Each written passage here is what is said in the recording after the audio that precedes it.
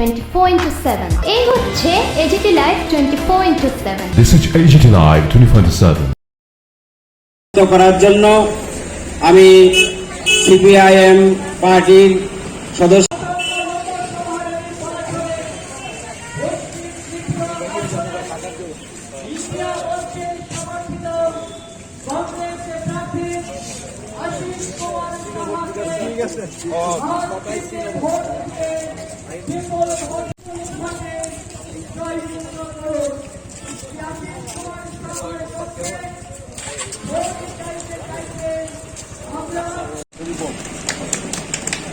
আমাদের মাঝে উপস্থিত আছেন ইন্ডিয়া জোটের প্রার্থী মঞ্চ থেকে এই নির্বাচনটা শুধু জয় পরাজয়ের মধ্যেই সীমাবদ্ধ নয়। এই নির্বাচন কোন রাজনৈতিক দলের লড়াইয়ের মধ্যেই সীমাবদ্ধ নয়। আজকের যে ভোট, এই ভোটের লড়াই হচ্ছে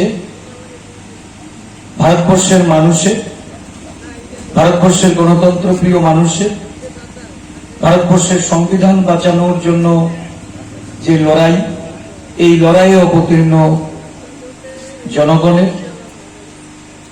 ভারতবর্ষের মানুষ মনে করেন এই নির্বাচন ইন্ডিয়া জোট যদি জয়ী না হয় তাহলে এই নির্বাচনে অধিকারটুকু থাকবে না। দেশকে এক ন্যায়তন্ত্রের পথে যারা স্বৈরাচারী শাসন ব্যবস্থার মধ্যে আবদ্ধ করতে চাইছে তাদের থেকে মুক্তি পাওয়ার জন্য এই নির্বাচনে ভোট প্রদান করতে হবে।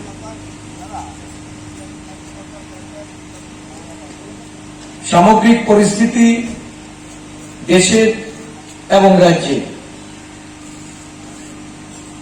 এই অঞ্চলের মানুষ এরা উপলব্ধি করেন না বা এরা বুঝেন না, এটা আমরা অন্তত ধারণা করি না।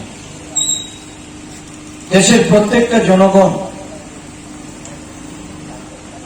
একটা সরকারের কাছ থেকে অনেক কিছু আশা করে, এবং এই প্রত্যাশা অমূলক নয়। কারণ 10 বছর আগে ক্ষমতায় আসার আগে যে প্রতিশ্রুতি দেশের মানুষের সামনে নরেন্দ্র মোদীজির বা বিজেপি দলের নেতৃত্বের ছিল, বা যে প্রতিশ্রুতি দিয়ে তারা ক্ষমতায় বসেছে, ক্ষমতায় বসার পর এই প্রতিশ্রুতিগুলি কতটা বাস্তবায়ন হয়েছে এ নিয়ে আমাদেরও দলের পক্ষ থেকে, আমরা বিরোধী দল, আমরা জোটবদ্ধ হয়েছি ভারতবর্ষের গণতন্ত্র বাঁচাতে, সংরক্ষণ বাঁচাতে, দেশের মানুষের ডাক পেয়ে এই 27টি রাজনৈতিক দল ঐক্যবদ্ধভাবে একটা জোট গঠন করে যে লড়াইয়ে আজকে আমরা অবতীর্ণ হয়েছি।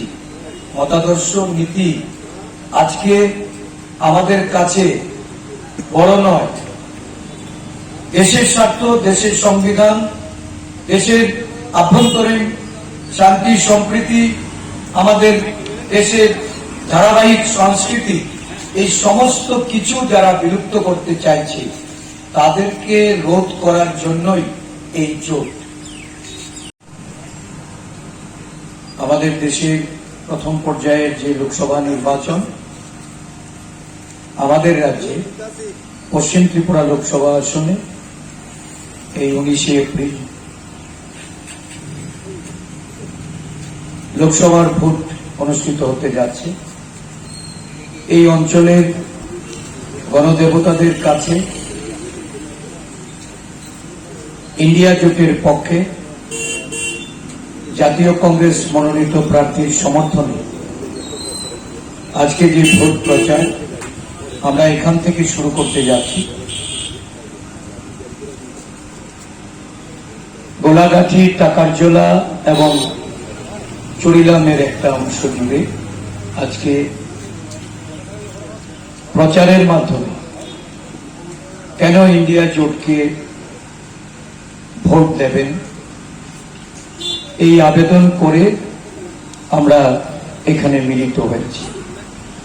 এই সভায় উপস্থিত রাষ্ট্রবাদের স্লোগান তুলেছিলেন দেশের জওয়ানদের শহীদ বানিয়ে তাদের রক্তের উপর আপনারা রাজনীতি করেছেন, আপনাদের স্বরূপটা ধীরে ধীরে মানুষের কাছে খসে পড়ছে। মানুষ বুঝতে পারছে যে যারা দেশপ্রেমিক তাদের জন্য এই দেশের সরকারের দরদ নেই। রাজ্যপাল, জম্মু কাশ্মীরের রাজ্যপাল যে রিপোর্ট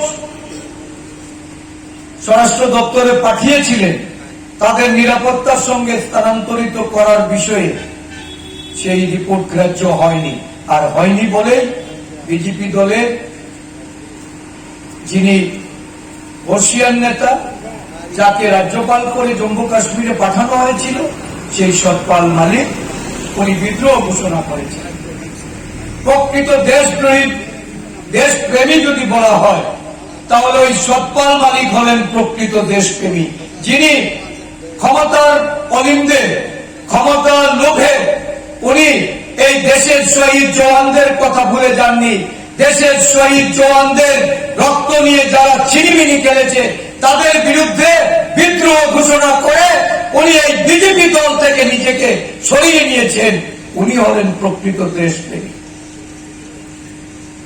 এই দেশের মানুষকে বোকা বানিয়ে যারা এই ইলেকট্রল বন্ডের নামে হাজার কোটি টাকা অর্থ নিজেদের তহবিলে নিয়েছেন, আর স্বদলীয় যারা কেন্দ্রীয় নেতৃত্বে আজকে তাদের মধ্যেই এই দুর্নীতি নিয়ে সারা দেশের মানুষকে সজাগ করতে চাইছে। ইলেকট্রল বন্ডের অর্থ কিভাবে আদায় করা হয়েছে, কারা এই ইলেকট্রল বন্ড কিনেছেন, এগুলি দেশবাসীর কাছে পরিষ্কার হয়েছে সুপ্রিম কোর্টের নির্দেশে।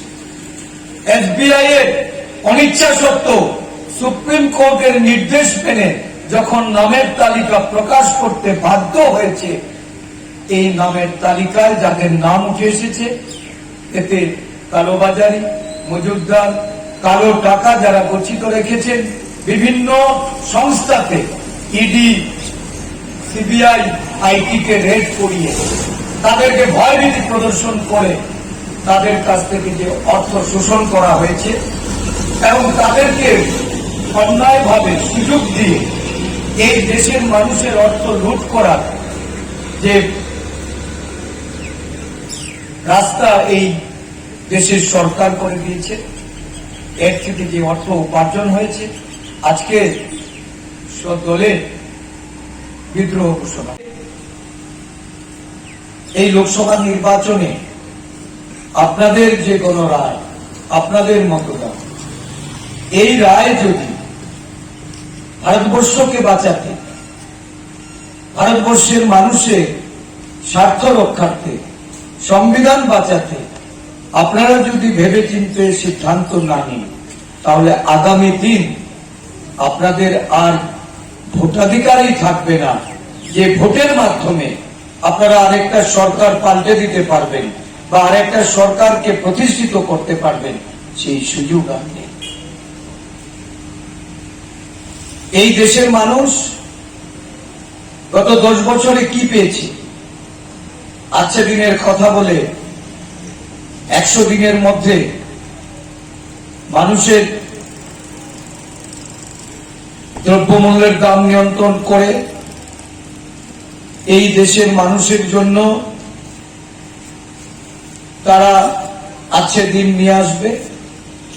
তারা বলেছিল বেরোজগারি ভারতবর্ষে তৎকালীন সময়ে বৃদ্ধি পেয়েছে, বছরে 2 কোটি বেকারদের চাকরি দেবে, কর্মসংস্থানের ব্যবস্থা করবে।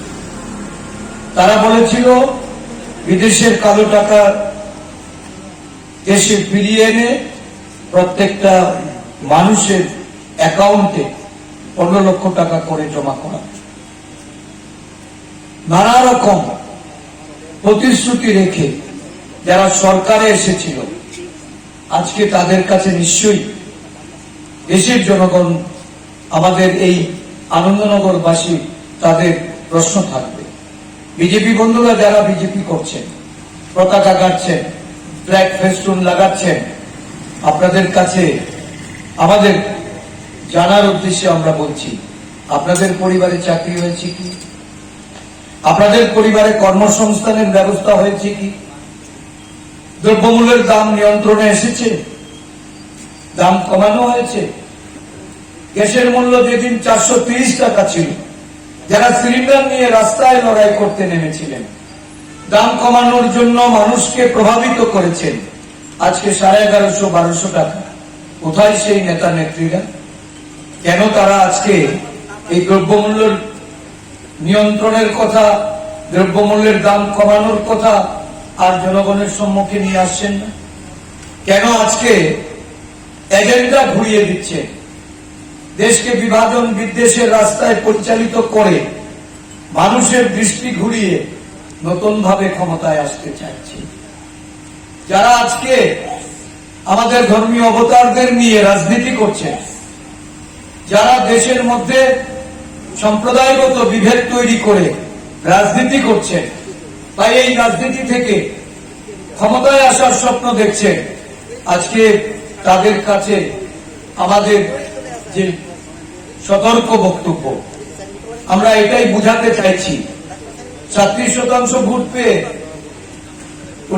2019 সালে যারা ক্ষমতায় এসছেন, ভোট ভাগাভাগির ফলে আপনাদের যে রেজাল্ট সারা দেশে, সেটাতে আপনারা সরকারের প্রতিষ্ঠিত। কমিটির সদস্য কমরেড ভানুলাল সাহা এবং আরো আসছেন আগামী 19 এপ্রিল দেশের লোকসভার নির্বাচনে ইন্ডিয়া দিয়ে এগিয়ে আসছেন শ্রদ্ধেয় নির্বাচক মন্ডলী। কংগ্রেস এবং সিপিএম এর জোটের প্রার্থী শ্রী আশিস কুমার সাহাকে, অর্থাৎ ইন্ডিয়া জোটের প্রার্থী চাইতে আপনাদের সামনে দিয়ে এগিয়ে আসছেন দেশের সংবিধান, গণতন্ত্র এবং ধর্ম নিরপেক্ষতা রক্ষায় আসন্ন মঞ্চের প্রার্থী আশিস কুমার সাহা।